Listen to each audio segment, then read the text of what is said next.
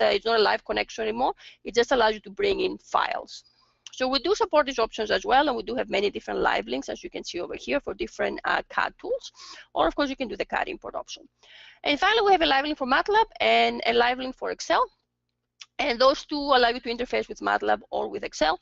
And MATLAB, as you probably know, is a scripting language, so it does allow you to set up MATLAB functions within your model, or you go away from the graphical user interface and work with a script, in this case, if you wish to do so. Okay, so that's just to give you a basic idea of the different products we have available, the different things we have. Of course, we do many different things, but just to at least give you a very basic idea. Okay, the last thing I want to talk about before I pass it on to Shankar, so that he can talk more specifically about the acoustics module. Up here we have an additional product that is called Comsol Server. Now, Comsol Server is a different kind of license. So it doesn't have anything to do now with the capabilities, the physics capabilities of the software, but it has a lot more to do with how the software is used and how the software is licensed.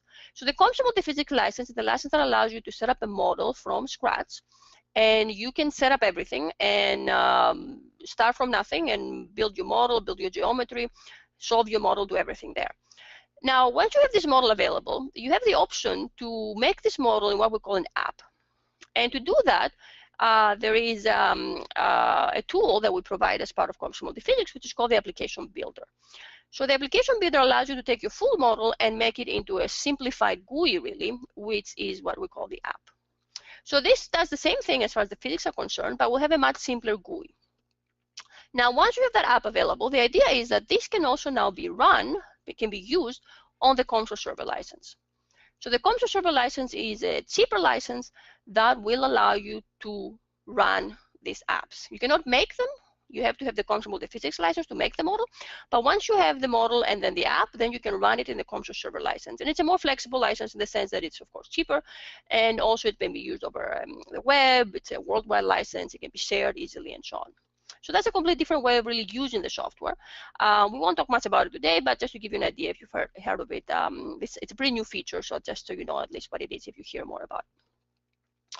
Okay, so I think that's all I'm going to say for now. So I'm going to pass it on to Shankar. Shankar, are you still there? Yes, Mina. Okay, yep.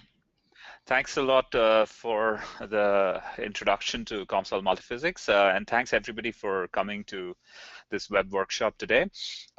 So I'll start off with basically a brief description of the acoustics model. It'll be pretty brief because what I want to do with this web workshop and what our aim in general to do with this series of web workshops is to give you a more practical glimpse into how modeling with Comsol Multiphysics works. So we will actually be doing a demo model, and you will see in practice how easy it is to set up a model in Comsol Multiphysics with the objectives that you have, the physics that you're interested in. Presumably it is acoustics, since you're all here today. So let me get started. Comsol Multiphysics, the acoustics module for Comsol Multiphysics and the associated capabilities are used across a large spectrum of industries by our customers.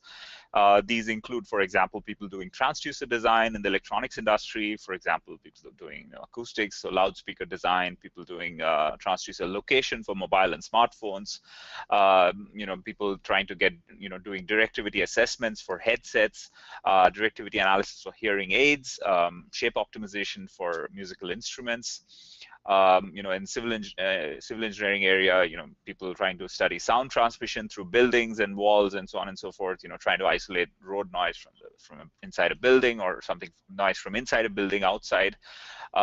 Similarly, we also have users who use Comsol Multiphysics for doing acoustics for big rooms, for example, acoustics of a concert hall as an example, and of course in more completely different areas, oil and gas industry, we have people who are using acoustics modules for doing sonic well logging, and so on and so forth. So numerous examples from across the several different industries. Some of these pictures here are, correlate to the examples that I've listed out on the right of this of the slide, as you can see. So coming back to the product suite page for a second, the product suite slide for a second, Mina showed you the full product suite for the 5.3 version, but I have mainly isolated the parts of the product suite that are relevant to acoustics modeling. So most of the capability of the acoustics modeling is right there in the main acoustics module. You know, the main capability is in the acoustics module itself, as you could have guessed. But you know, there is some extended capability in the acoustics module, comes from the structural mechanics module and the pipe flow module.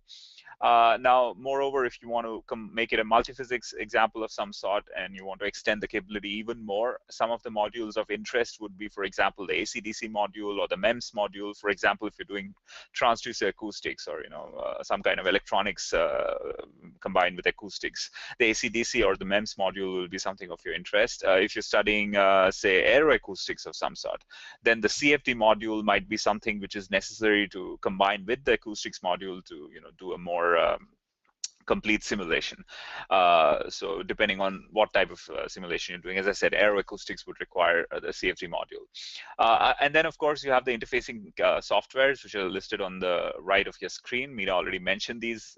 Some of these are live links to create CAD packages. There's a live link for MATLAB. So all of these packages can be combined with the acoustics module to enhance your usage of the acoustics module itself.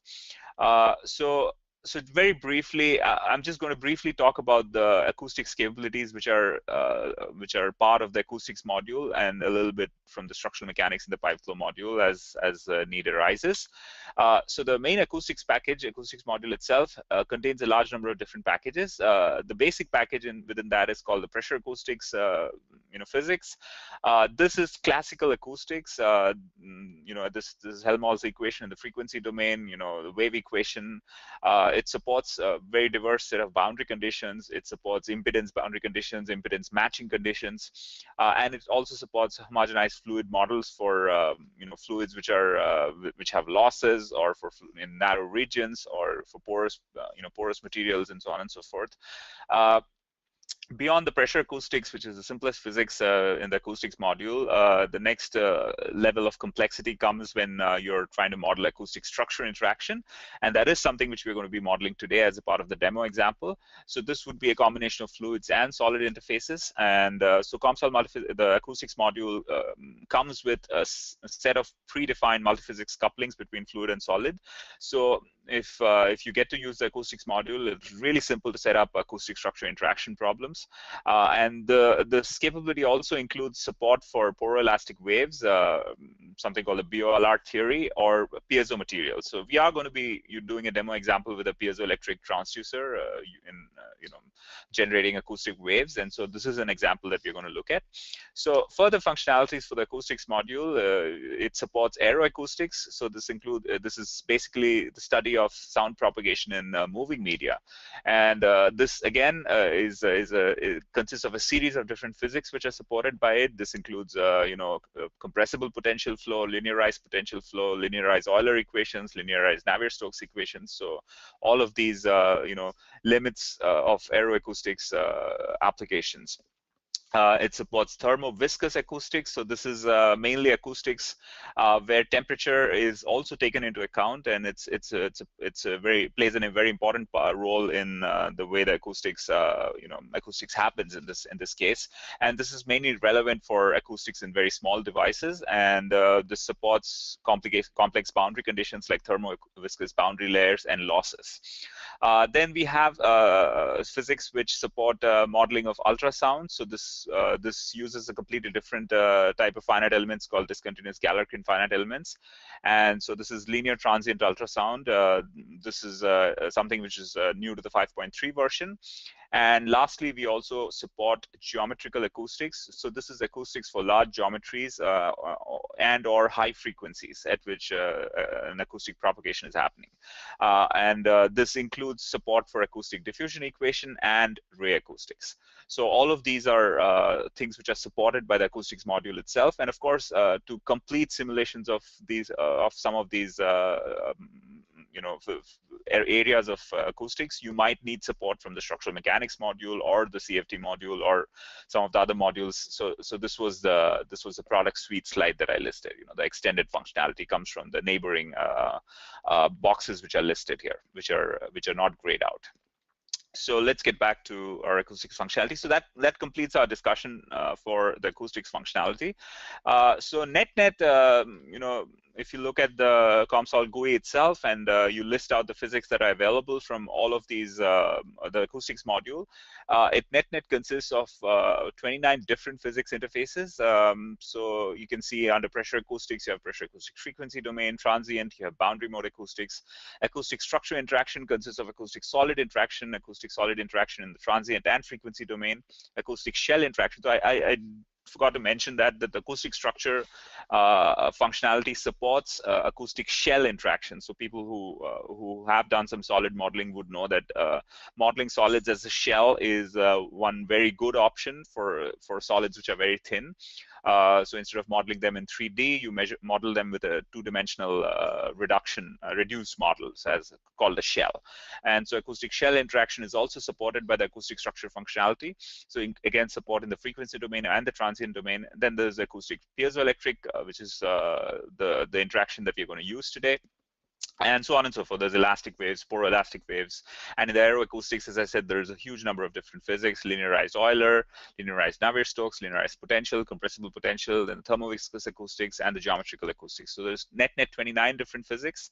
And some of these physics, as you can see, there's a star mark. Some of them require the structural mechanics module, some of the physics interfaces.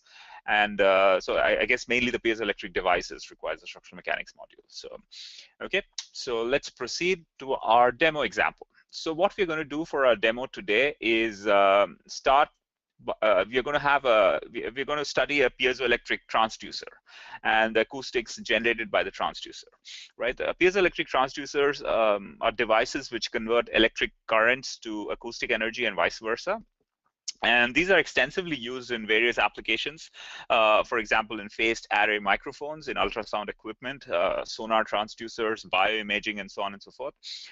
This is an example from a phased array microphone, the first one that I listed.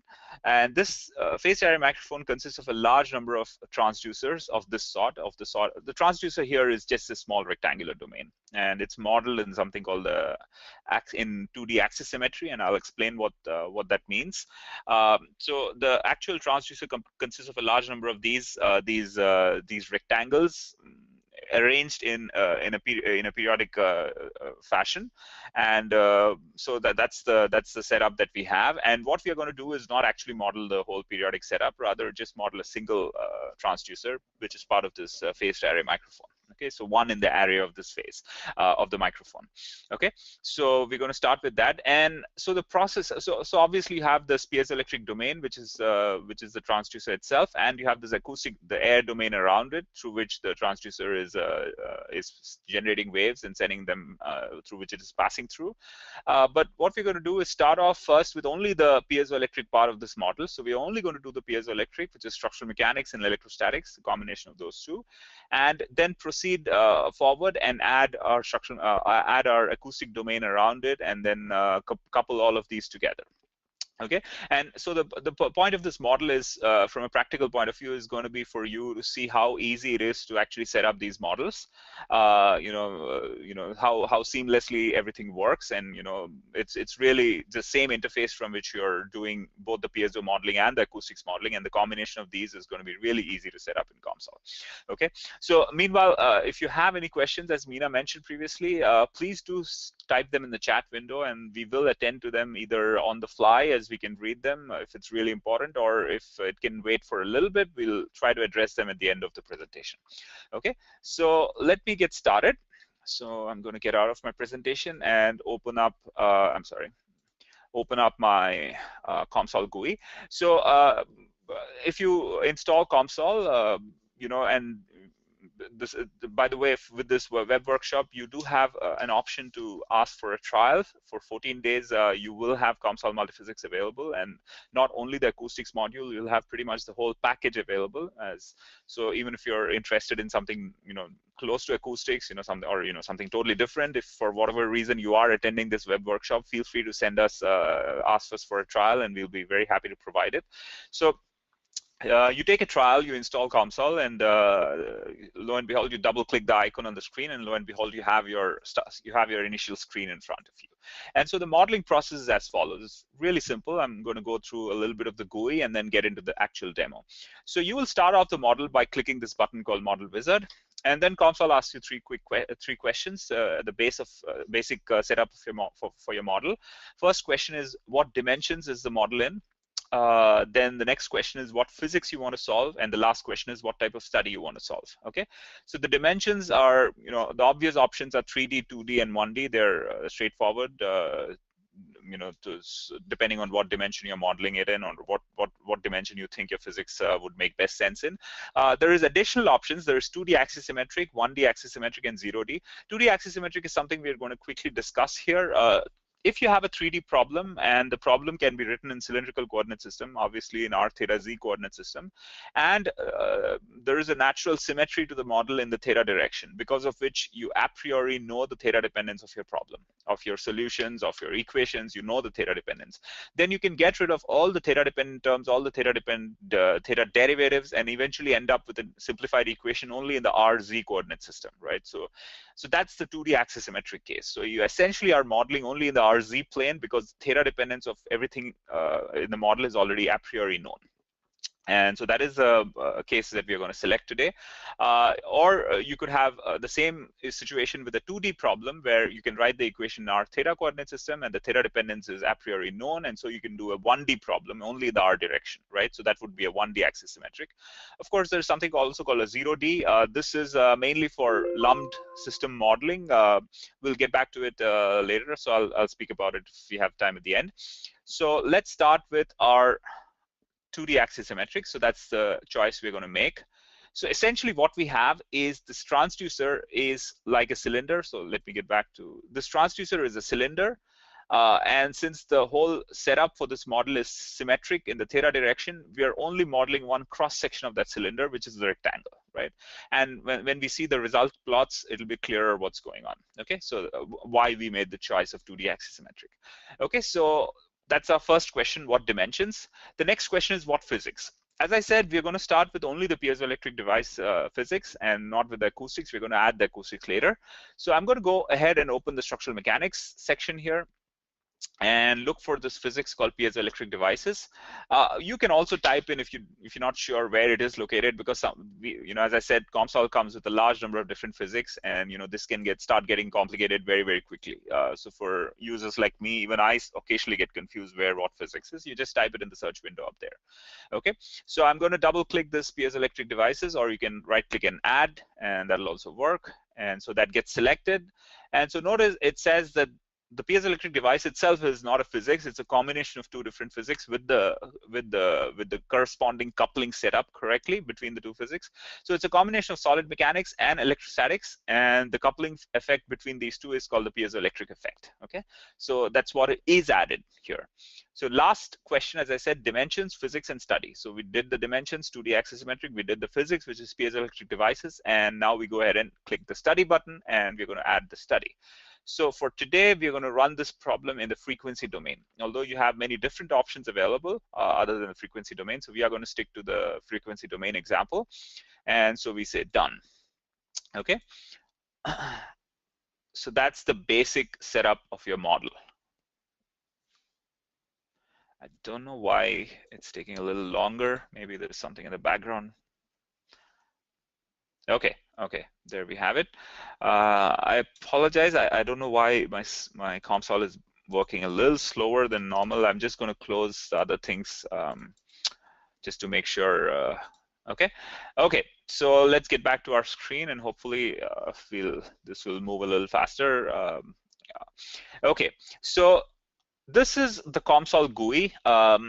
once you have gone through the initial setup, which is answering the 3 questions that you want to answer. The first window here is called the model builder window. Pretty much all the modeling could be done in Comsol by right-clicking somewhere on this window. Now, where you should right-click is something that you will learn as you use the software. If you get to install the trial, I can assure you by the end of the trial, 14 days, if you use it every day, even for a little bit, you will have some sense of where to right-click on the first window and how to set up the model. So this is called the model builder window. As I said, once you right-click and add some option to your model, the settings for whatever you added is always in the middle window, and that is why it's called the settings window. It is a general settings window. Pretty much all the settings are there in the middle window. And of course, you have the graphics window here, where you will be visualizing your geometry. You'll be, after you finish running your model, you'll be looking at your plots and so on and so forth. Okay, so that's the way the GUI is set up. Now, whatever you right-click and add from this model builder window, you can also do it now from this toolbar or / ribbon on the top. Okay, so you can also do it from here. And this toolbar is divided into tabs, and each tab corresponds to options which correspond to the name of that tab. For example, if you want to add a material, you can probably go to the materials tab and there should be add material button. If you want to create a geometry, you could probably go to the geometry tab and you should see something available there. If you want to add a mesh, you could go to the mesh tab. If you want to add a new study or you want to run a study, you could go to the study tab, and so on and so forth. So this is pretty much should remind you of how Microsoft Office products are structured. So for example, if I go to PowerPoint, I have home, insert, design, and so it's very, very simple. It's made to pretty much mimic the same thing. So for example, if I want to add a text box, I could just go to insert or text box, or if I want to add a table, I could add a table from here. But I could just do this and write whatever I want. Now, if I want to format this text box, I could go to the format button and increase the height and so on and so forth, or decrease the width. So all of that I could do, right? So it's pretty much the same thing here. So you could just move between these tabs and set up your model completely from the toolbar alone. So Henry asks, how about removing settings / objects? To remove anything on the screen, you could just click on it and press delete. Okay, so I could just delete anything that I've added. I'll just show it to you in a second as I add stuff to my model. Okay, so it's exactly, you could just press delete or right click, and on the whatever you have added, you could right click and remove it. Okay, so let me get started with the actual process. So I'll start off right at the top in the model tree. I'm going to right-click global definitions and add something called parameters. Parameters are just constants. They can have units. They can have, they can be, they can have, as I said, they're constants numerically, but they can have units. Okay, so we are going to add a couple of parameters for this model. So I right-click and add parameters. As I said, I could have gone here to the home tab and added parameters from here also. It would have exactly the same effect, right? So I'm going to use 2 parameters for this model. One is going to be F0, which is going to be 200 kilohertz. And as some of you may have guessed, F0 is the frequency at which this model is going to be run, right? So if I go to the frequency domain study that I have set up, that's going to run the model at F0 frequency. Okay, and additionally, I'm going to have a voltage called V0, this thing for a voltage, a parameter for a voltage, and that's going to be 100 volts. So notice also that whatever units I enter them in square brackets. So that's the format in which Comsol accepts these units. And beyond that, it's pretty much exactly as you write things in the physics book, or you find them in a physics book, right? You just follow the same conventions. Okay, so those are the 2 parameters I need for this model. Now, let's go ahead and jump to our geometry. I could right-click my geometry and start adding stuff. Remember, I'm trying to recreate this geometry right here. For now, only a rectangle, right? That's all I'm going to try and recreate. Or I could go up here to the ribbon and do it from here also. I could just choose a rectangle option from here and add it. Okay, so for now, I'm going to just stick to right-clicking on the first window. So the first setting I'm going to change is I'm going to change the geometry length units to millimeters, because I want to build my geometry in millimeter. This is there's a pretty small component. I'm going to right-click my geometry and select a rectangle. Okay. And the rectangle length is, the width is going to be 1 mm. The height is going to be 0.5 mm. I'm sorry. And as you can see, since we changed the units, automatically the units here says 0.5. And the location is going to be at 0 and minus 0.5. So this location is generally the left-hand bottom corner of the rectangle. So I go ahead and build that. And so you should be able to see the rectangle on your screen. So very quickly for graphics options, this is a 2D model. So essentially the only only operation I can do with the graphics is to translate it. That's very easy with a 3-button mouse. You just press the left button or the right button of your mouse and move it around, and geometry should be moved around on the screen. I could also want to demagnify or magnify this geometry. You use the scroll button of your mouse, you press it down, and you could magnify and demagnify, right? If I had a 3-dimensional geometry, an additional operation with the geometry that would be important would be to able to freely rotate the geometry, and that would be a left click of your left hold button of your mouse. Of course, in 2D, there is nothing to rotate, right? So the only axis of rotation that is available is, in this case, there is no axis of rotation available. Well, there is, but it's not very useful. It's not particularly useful to reorient your geometry by rotation in 2D, right? But if it had been 3D and if I moved my mouse like this, the geometry would have rotated. So it's fairly simple, very straightforward operations with the mouse. Okay, so there I have my rectangle. This is a very simple geometry, as I said, and that's pretty much all I need for this model at this point. So I'm going to move ahead. Next is materials. I could right-click my materials tab on the model builder window and add a material option, or this time I could try it from the ribbon. So I go to the toolbar, the materials tab, and press add material, and so it opens up a screen here on the right. Okay, so all of the materials for Comsol multiphysics that are, if you purchase the material library, material library module, you will have access to a large number of different materials, and which is the list of materials that is showing up here. I'm going to run ahead, since I know where the material that is relevant is located. I'm going to run ahead to the piezoelectric materials listed on the materials listed on the piezoelectric heading, and I'm going to choose a very common material called PZT5H. This is the lead zirconate titanate. It's a commonly used piezoelectric material. So I'm going to add that. Okay, and so that, again, if you go back to this first model builder window, you can see that it's listed here. If I had right-clicked and added it, it would have been exactly the same effect. It would have been listed here. Okay, and so that's the material that is assigned to this rectangle automatically, right? The only domain that we have on the screen. So, by the way, I think Henry asked how can we remove things. As I said, I could just go here and say disable or delete either of these two options, and it'll get deleted, right? So that's, as I said, that's pretty much the same approach. You right click and add stuff, and whatever is added, if you don't want it, you right click and get rid of it, exactly the same way. Okay, so that finishes up with my materials. So this model is going to be run with very simple boundary conditions. The piezoelectric part of this problem shows up here. I'm going to apply 0 volts at the bottom of the rectangle, 100 volts at the top. And of course, this voltage is going to oscillate at 200 kilohertz as the frequency. If you remember, I defined a parameter for the frequency f0 which had a value of 200 kilohertz. And structurally, it's obviously because of the axis symmetry, it is constrained to move in the r direction, have any displacement in the r direction at r equal to 0. And I'm also going to apply a roller boundary condition at the bottom, right? I'm going to apply a roller boundary condition at the bottom. So very straightforward. So I could right-click my physics and do all this at the relevant boundary conditions, or I could go to the physics tab, okay, and go to the boundary section of the physics tab and add a roller boundary condition on that boundary. So selecting stuff with the mouse is just bringing it on top of whatever you want to select and click, right? So that's how simple it is. So you can see it's selected. That's boundary number 2. And then next, I want to add 0 volts here and 100 volts here. Of course, these are boundary conditions for the electrostatic problem. So I want to switch the physics from solid mechanics to electrostatics. And then I go back to my boundaries, and I should see the relevant boundary conditions. So I have ground, which I apply on this boundary. And I have electric potential, which I apply on the top boundary.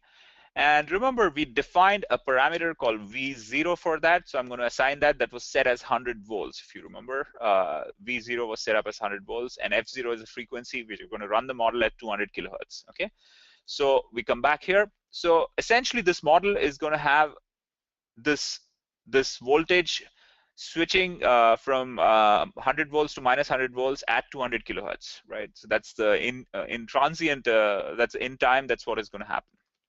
Okay, Okay, very quickly, we go down the model tree. We already noticed that the multiphysics coupling between these two physics called the piezoelectric effect is already set up correctly. There is nothing for us to do here. All we need to worry about is the mesh, right? We should be careful with problems of this sort. We are going to have an acoustics inside here too, and so there is going to be waves in the solid and the acoustics. And when you have wave problems, it is important to have a mesh which is dense enough to resolve these waves. And I'll come back and do a quick back calculation later to make some sense when we add the acoustics, to make some overall sense of what mesh size is appropriate for this problem. But for now, what I'm going to do is I'm going to right-click my mesh and select a free triangular. I'm going to mesh the domain with just simple triangles.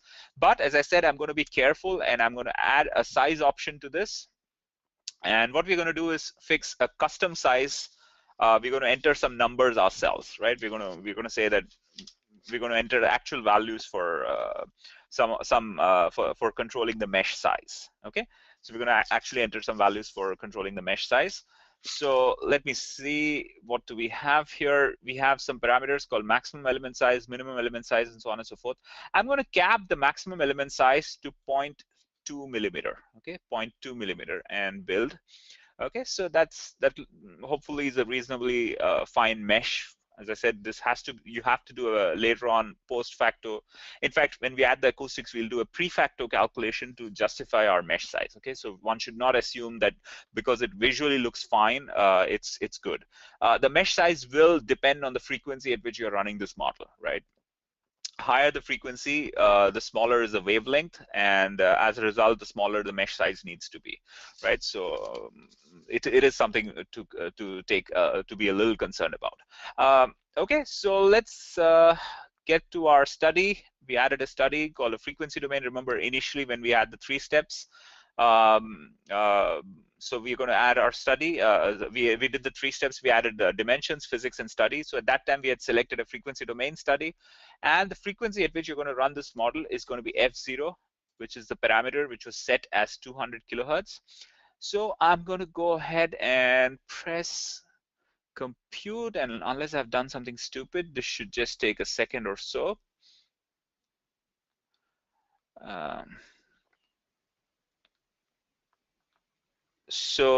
So there is another question while the model is running. This model should run a little quicker. There's probably some background process running on my screen because of which everything is a little slower, and I apologize for that. So we have Erica asking, can you control the element size locally? That is different number of elements for each edge. Yes, absolutely. Meshing with Comsol provides you a pretty decent amount of control on various aspects of the mesh. So you can control the mesh in certain regions to keep them finer. You can make it coarser in different regions, and so on and so forth. And maybe I'll show you when we add the acoustics, we'll have different sizes for the acoustics and the piezoelectric part of this problem. Okay, so we'll come back and address that in a second. Okay, so that's our solution. So very quickly, we have the stress plot. This is the von Mises stress you're looking at on your screen. Let's see, the stress goes in pascals from roughly 1.2 to 5 or 4.8 or so into 10 power 5 pascals, right? So there is that is around, if I'm not wrong, that's around 450 kilopascals, right? 450 kilopascals. Remember, this was actually a 3D model which we reduced by assuming that the theta dependence for this model is something that we a priori know. And Comsol automatically, therefore, also rotates your solution to give you a 3D view of your solution. So, of course, it has not completed the rotation for full 360 degrees. It's like a sliced pie view. But essentially, as I said, this component is actually a cylinder. There's a piezoelectric cylinder which is emanating waves, okay, which is going to excite the acoustic domain. We're going to do that in the next step. So this is one view of a 3D rotated view of this problem. And of course, we had a second physics. We had a second physics, which was electrostatics, and we have a solution for that too. So there is an electrostatics voltage plot.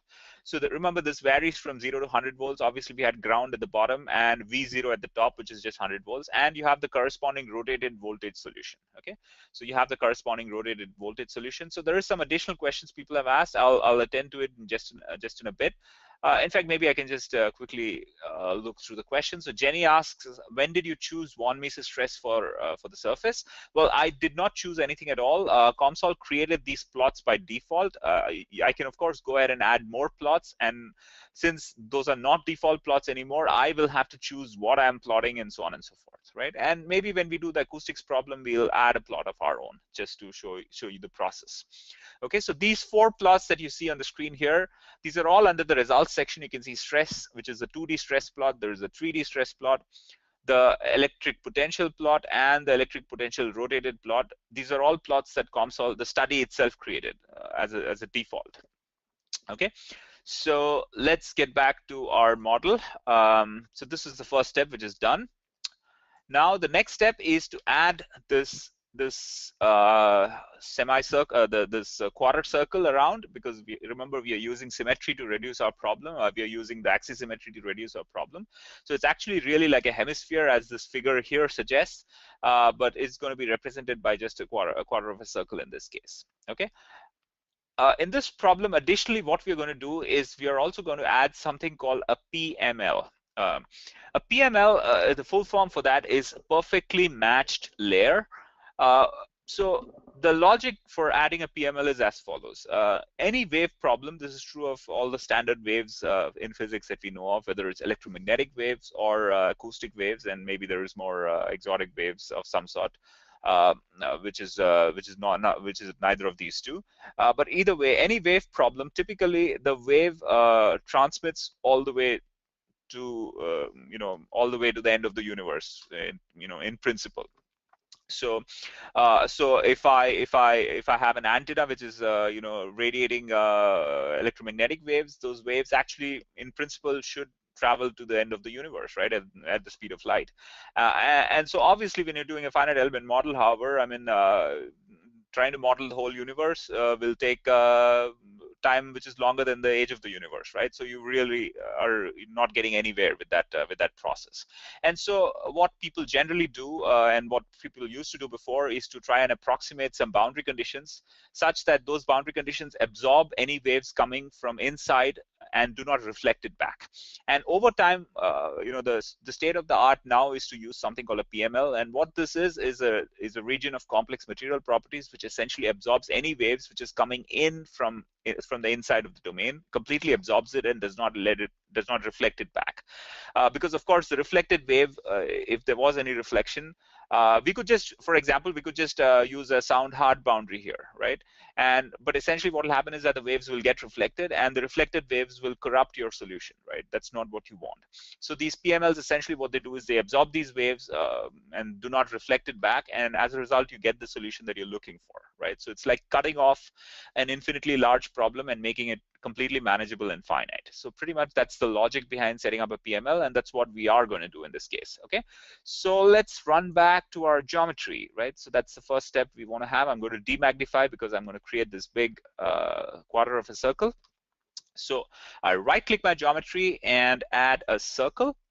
I select the sector angle for the circle to be 90 degrees, and the radius of the circle I set as 5 millimeters. And I'm going to add an option called a layer to it of 1 millimeter thickness, right? And it'll be clear what it is doing, right? So it's essentially creating this quarter of a circle because of the 90-degree sector angle, which has a radius of 5. And there's additionally inside there's a layer, so it has an additional circular line at 4 mm, right? So that's 5 mm minus 1 mm thickness, right? So that last bit has a thickness of 1 millimeter. Okay. So now I'm going to run back to definitions in the model tree.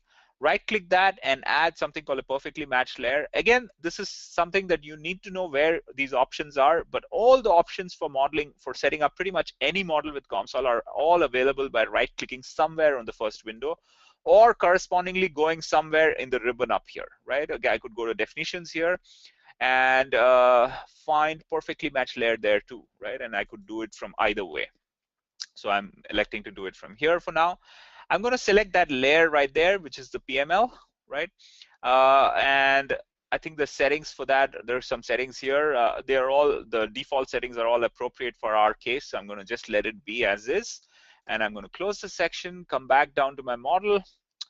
Now, next step, materials, right? The original material that we had, PZT5, automatically gets assigned to these two domains also. But obviously, these are not PZT5. These are not piezoelectric materials, right? This is an air domain, right? So I'm going to go ahead, right-click my materials, and add material. Go down. This time, instead of going to the piezoelectric section, I'm going to go to the section called built-in and add air as the relevant material in this case. And I'm going to cross that off. And I'm going to select this and this domain as being air, right? These two domains, I want them to be air, and that's now the material properties are correct. Now, let's look at the physics. We have already solid mechanics and we have electrostatics. But notice a problem with the same thing happened with the material, right? When we added a new domain, the materials were automatically assigned to that domain. When we added a new domain, like we did these two domains, the physics are also assigned to the same domain. So when I look at the solid mechanics physics, all the three domains are highlighted. Of course, this is not a solid domain, so I'm going to remove that. And this is not a solid domain either. I'm going to remove that also, right? I'm going to get rid of those two. Only solid domain is right there, the piezoelectric domain. I go to the electrostatics problem. Again, I'm going to get rid of this and this because I'm not interested in solving electrostatics in these two domains, only acoustics, okay? So now we are all set correctly. Now we're going to go ahead and add a new physics, right? We're going to add a new physics. So you could either, I'm going to do it from the ribbon, say, I'll go to the toolbar, I go to the physics tab, and I do add physics. And I should have momentarily a window open up here. And I'm not sure why my Comsol is a little slow. Okay, so I go to my acoustics section, I look for pressure acoustics and pressure acoustics frequency domain. I right click and add to component.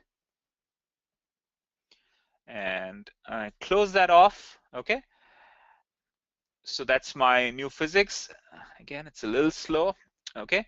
So now again, since this new physics was added, this is also enabled on all three domains, right? This is the default behavior for Comsol, is to, whatever new stuff is added is enabled on all the parts on which it is possible to enable it. But of course, I know that this piezoelectric domain is not an acoustic domain, so I'm going to remove that, right? I'm going to remove that. Now, let's look at the boundary conditions for the acoustics problem. There's pretty much no boundary condition. I am going to do, however, something called a far field calculation. If you know what it means, great. If you don't know, don't worry about it. It's essentially looking at the decay at the lead term in the decay of the scattered wave, right? Because these waves, acoustic waves, there is a certain amount of acoustic energy right here, which is going outwards. As it goes outwards, it has to decay because the volume in which the energy is spreading out is increasing, right? Because each subsequent layer of air around it becomes larger and larger in volume. So the energy decays, the pressure decays, and so you're looking at the lead. So and typically tends to decay as 1 over r. The lead term decays as 1 over r. So you're looking at what is the term, right? What is that term which decays as 1 over r? So that's what the far field calculation does. So but nevertheless, I mean, it's not important. I'm going to go to the boundary section and I'm going to look for far field option. Where do we have it? I have it right there. So I select far field calculation, and I'm going to do the far field calculation on that line right there, which marks the end of the regular acoustic domain. Beyond that, we have a PML, right? That's not a regular acoustic domain. Okay, so I'm gonna set that as the PML. And now lastly, the coupling between the two physics, right? In this case, the three physics. When we added the piezoelectric device physics, it automatically coupled the solid mechanics with the electrostatics. However, since we added the pressure acoustics individually and not as a piezo acoustic combination, we do need to add a coupling option. So let's look at, by right-clicking the multiphysics section, let's look at the possible options that Comsol has available. The piezoelectric effect is obviously not the correct one. In this case, the acoustic structure boundary, right? That is the correct option. We are going to select that. And I'm going to wait for a second. Again, I don't know why it's so slow. Okay, so that's the correct coupling. It couples the pressure acoustics with the solid mechanics. And as of now, the geometry selection is empty. I'm going to go ahead and select that interface right there, right? That is the interface between the solid and the acoustics domain. And so that is going to be the interface at which these two are going to be coupled together. Okay, so that pretty much sets up my problem completely. I'm going to go to the study tab and I'm going to add a new study. I'm going to run it fresh. I'm not going to rerun the previous study. Remember, we already had a study which we ran, which only ran the piezoelectric part of the problem, not the acoustics part. But now we're going to add a new study, and we're going to add a frequency domain study. And I'm going to close that window. And the frequency is going to be F0. Okay. So, and all three physics you can see are enabled here: solid mechanics, electrostatics, and piezoelectric, and both the multiphysics couplings are also enabled. So it's going to be a complete study which does pretty much everything. Okay, I go ahead and press compute. And let me see if there is any more questions. Jenny asks, can you choose a near field calculation for the air domain to see how the energy dissipates? Yeah, in principle, you can, right? Because, you know, once you know the pressure and how the pressure decays, you know, you can also, but the dissipation of the energy is pretty obvious. It just dissipates, you know, as 1/r, right? That should be the natural dissipation of the energy. But yeah, you can of course do, well, should it be 1/r? Anyways, I'm confusing myself. It's 1/r squared probably, but yeah, 1/r squared. So, but you can of course do it with using the far field calculation and get a bit more accurate, you know, exact, you know, value for the energy dissipation. Okay, so let's look at the plots. Our study got done with. Let's look at the plots. I'm going to just minimize this part of the model tree because all the post-processing is from results down. And so I have a new stress plot, which is exactly as the same one. Meet the new stress plot, same as the old stress plot. Because why? Because there should be not much of a change. You have the same stress plot with in 3D, which is rotated. You have the electric potential, and you have the, well, actually the new stress plot may not be the same because of the acoustic structure coupling. The pressure in the acoustic domain acts as an additional load on the solid, right? So I'm sorry, I should, that is a mistake. That's not correct. The electric potential plot, however, is exactly the same as before. Whether you look at the 2D or the 3D. Now, additionally, you have a plot called the acoustic pressure plot, right? And that plots the acoustic waves, right? You can see these waves out here, and just to answer some of your questions about the decay of the pressure, you can see the pressure here in 2D, but it's still not visually appealing enough. What I'm going to do is go down in the pressure plot. Under that, there is something called a surface where the actual variable that is plotted, which is the total pressure, is right there. I'm going to give it a height expression. So essentially, depending on the value of the pressure, I'm going to add a third dimension, which gives height to the plot. Okay, so it's called a height expression. And so now you can see the actual pressure wave, and you can see that the amplitude of the pressure wave is decaying, right, as is expected, because as I said, the energy is dissipating. You know, a finite amount of energy is gradually moving into infinite amount of space, right, larger and larger amount of space.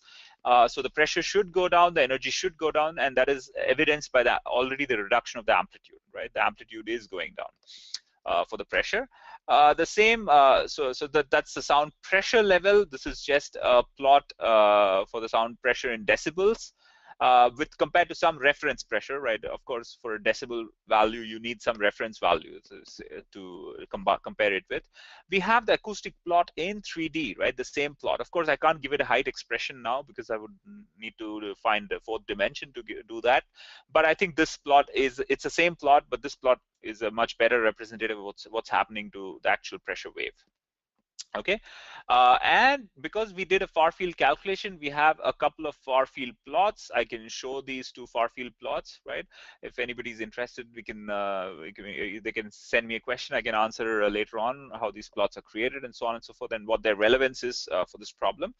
Okay, but for now, I'll stop right here with the setup of this model. I think that's the demo that I wanted to present. Mina mentioned a little about creating an app app out of these models. So what I'm going to focus instead of continuing with this model and maybe making it more complex or more interesting, what I'm going to do is try and create an app out of this model. So I'm going to go to the Home tab right there and press on this button called Application Builder. So what I'm going to do is try to create the simplest app where somebody can run this model with very minimum amount of changes that allowed for them, right? So a very small amount of changes that can be allowed for them. One of the changes I want to allow for them is to change the frequency at which they want to run the model, right? And maybe the voltage at which you want to run the model. So those are the two options I want to allow for. So I go to Application Builder. So by the way, I should have been a little more careful. I forgot to show you this simple calculation right there. The wavelength for this model, lambda, so the speed of sound in air is around 343 meters per second or so, and you're running it at 200 kilohertz. And the lambda evaluates out to be 1.7 millimeter, right? So I should have done one additional step in the meshing to make sure that, to convince you that that is the case. So and to resolve a single wavelength, you should at least have like 8 or 10 elements across it. So effectively 0.17 millimeter should be the max size of your mesh, right? This is the kind of back calculation that I was suggesting. Now of course, the speed of sound in the piezoelectric domain would be much higher because the stiffness of that domain is much higher. And so the lambda value are more are larger, right? The wavelengths are larger, and so the mesh can be a little coarser, right? So, but remember, we chose a mesh size of 0.2 mm, right, for the solid, and that same value applied for the acoustic domain also, and I think that's a good enough value, right? So hopefully that convinces you. Although I should have gone through that and shown you. In the interest of time, I just let that move on. But but since we have a little bit of time, I'm just going back and referring to that point. Okay. So let's get back to our app. For our app, every app requires a form, and that's the terminology that is used. So I'm going to add a new form. And for this form, the inputs that I'm going to allow a user of that person who's running the app, I'm going to allow them to control the frequency and the voltage at which they're going to run the model. And post facto, after running the model, I want them to have a couple of plots available. One is this plot, the ACPR plot, and one is the stress plot. And those are the two plots I want to allow, and maybe the electric potential plot too. Okay, so those three plots I want them to have. And the buttons I want them to provide is a compute study button, right? And I do OK. And I'm going to arrange these a little bit. As I said, don't worry about if you're not understanding what's going on. Once I run the app, it'll become a little clearer.